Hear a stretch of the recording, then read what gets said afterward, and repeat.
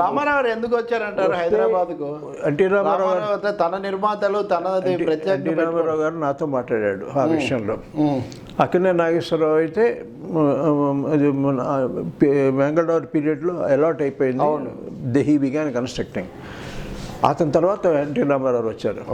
NT Ramarao గారు నాతో అన్నారు ఒకసారి, ఏంటంటే శ్రీహరి గారు చాలా విషయాలు ఇటువంటివి మాట్లాడతారు కానీ మామూలుగా నాగేశ్వరరావు నాతో మనసు మాట్లాడి మాట్లాడేవాడు కాదు. నాగేశ్వరరావు ఎక్కువ ఓపెన్ హార్టెడ్గానే మాట్లాడేవాడు ఆయన.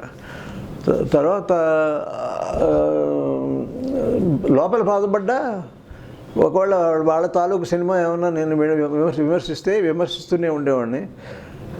ఓపెన్ స్టేజ్ మీద పాపం గుడిపూడి శ్రీహరి గారి గురించి మాట్లాడుతూ నాకు ఇలాగా మనసులో అలా ఇలా మాకు ఆ విమర్శలు అవి నాకు తెలిస్తే తప్ప మేము ఇండస్ట్రీ డెవలప్ కాదు, అందుకని ఈయనంటే చాలా ఇష్టం అని అన్న రోజులు సందర్భాలు కూడా ఉన్నాయి రవీంద్ర భారతి స్టేజ్ మీద. అంటే రెండు క్యారెక్టర్లు ఉంటాయి ఇప్పుడు. ఒకటి తన సినిమా వచ్చేసరికి ఒక రకంగా అంతే కదా.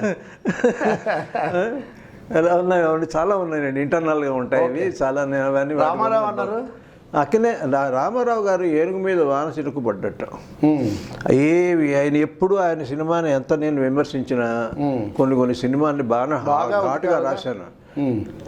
He never said one word అండి, ఆనెస్ట్గా చెప్తాను. ఆయన చదువుకుండా ఉండడు, బ్రహ్మాండంగా చదువుకుంటాడు, కానీ ఆయనకు అభిమానం ఉండేది నేనంటే.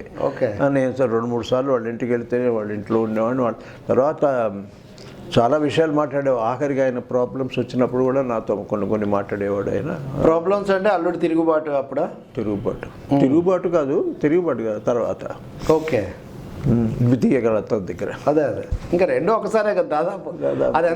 అది తెలుగు సినిమా ఇంటర్ రిలేటెడ్ అంటే ఒక యాంగిల్ నుంచి నాకు తెలుసు, ఇంకో యాంగిల్ నుంచి ఓకే రాజకీయాలని మీలాంటి వాళ్ళకి తెలుసు. ఓకే మీకు అన్నీ తెలుసులేండి. అవి తెలుసు, ఇవి తెలుసు.